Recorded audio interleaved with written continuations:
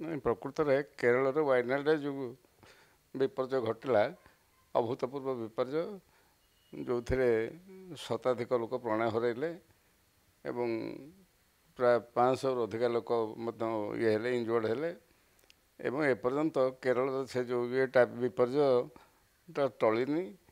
ବର୍ତ୍ତମାନ ପର୍ଯ୍ୟନ୍ତ ବି ଲୋକମାନେ କେରଳର ଲୋକମାନେ ସେ ଦୁଃଖ ଦୁର୍ଦ୍ଦଶା ଭୋଗୁଛନ୍ତି।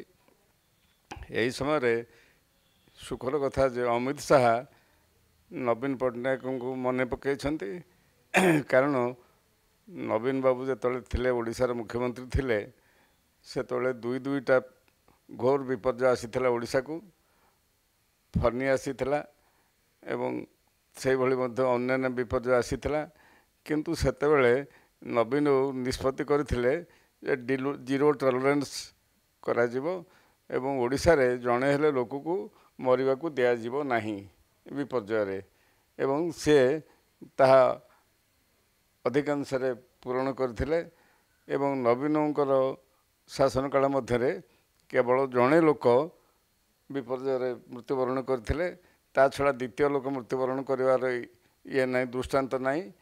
ତେଣୁକରି ନବୀନ ବାବୁ କେବଳ ଓଡ଼ିଶାରେ ନୁହଁ ବା ଭାରତରେ ନୁହଁ ସମଗ୍ର ବିଶ୍ୱରେ ତାଙ୍କର ବିପର୍ଯ୍ୟୟ ପରିଚାଳନା ପାଇଁ ପ୍ରଶଂସିତ ହୋଇଥିଲେ, ଉଚ୍ଚ ପ୍ରଶଂସିତ ହୋଇଥିଲେ ଏବଂ ଏପରିକି ମାନେ ବହୁ ବିଦେଶୀ ସଂସ୍ଥା ମଧ୍ୟ ନବୀନଙ୍କୁ ପ୍ରଶଂସା କରିଥିଲେ ତାଙ୍କର ଯେଉଁ ବିପର୍ଯ୍ୟୟ ପରିଚାଳନା ନୀତି ଯୋଗୁଁ। ଆଉ ସୁଖର କଥା ଯେ ଏବେ ଆମର ଶ୍ରୀ ଅମିତ ଶାହା ଯଦିଓ ନବୀନଙ୍କର ଜଣେ କ୍ରିଟିକ୍, ତଥାପି ଏଇ ଯେଉଁ ବିପର୍ଯ୍ୟୟ ପରିଚାଳନାରେ ନବୀନଙ୍କ ଦକ୍ଷତାକୁ ସେ ପ୍ରଶଂସା ନକରି ରହିପାରିନାହାନ୍ତି। ସେ ନବୀନଙ୍କର ଯେଉଁ ବିପର୍ଯ୍ୟୟ ପରିଚାଳନାରେ ଯେଉଁ ଦକ୍ଷତା ଥିଲା ବା ଦକ୍ଷତା ରହିଛି ତାକୁ ମଧ୍ୟ ସେ ପ୍ରଶଂସା କରିଛନ୍ତି ଏବଂ ନବୀନଙ୍କ ଭଳି ଜଣେ ଦକ୍ଷ ବିପର୍ଯ୍ୟୟ ପରିଚାଳକ ସବୁବେଳେ ଆମ ଦେଶରେ ଦରକାର ବୋଲି ସେ ମୁକ୍ତ କଣ୍ଠରେ ସ୍ୱୀକାର କରିଛନ୍ତି। ହଁ, ବର୍ତ୍ତମାନ କଥା ହେଉଛି ଏପର୍ଯ୍ୟନ୍ତ ଯେତେ ଯାହା ବାତ୍ୟା ବନ୍ୟା ଆସିଛି, ବିପର୍ଯ୍ୟୟ ଆସିଛି, ନବୀନ ବାବୁ କ୍ଷମତାରେ ନଥିଲା ବେଳେ ମଧ୍ୟ ତାକୁ ଅତି ଚତୁରତାର ସହିତ ଏବଂ ଅତି ଦକ୍ଷତାର ସହିତ ତାକୁ ମିଟ୍ କରିଛନ୍ତି ଏବଂ ଯେଉଁଥିପାଇଁ କି ମାନେ ସମଗ୍ର ବିଶ୍ୱରେ ନବୀନ ଏକ ନମ୍ବର ହେଇକି ରହିଛନ୍ତି ବିପର୍ଯ୍ୟୟ ପରିଚାଳନାରେ।